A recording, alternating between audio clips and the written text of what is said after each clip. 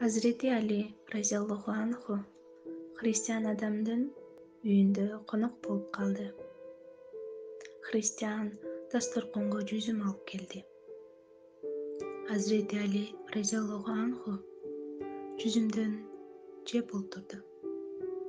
Үй ээси андан соң жүзүмдөн жасалган шарап алып келди. Hazreti Ali radhiyallohu anhu шарап арам ичимдик деди. Христиан, силерге мусулмандарга таң калам.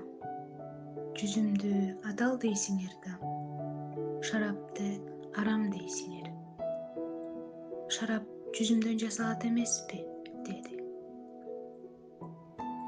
Hazreti Ali radhiyallohu anhu аялың барбы? Деп сурады.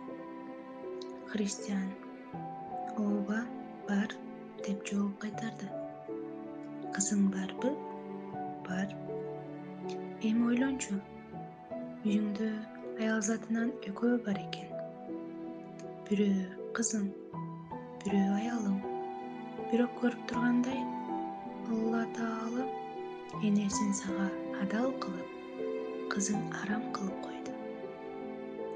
Ошондо христиан Алланын жалгыздыгына жана Мухаммед анын элчиси экенине күбөлүк берем.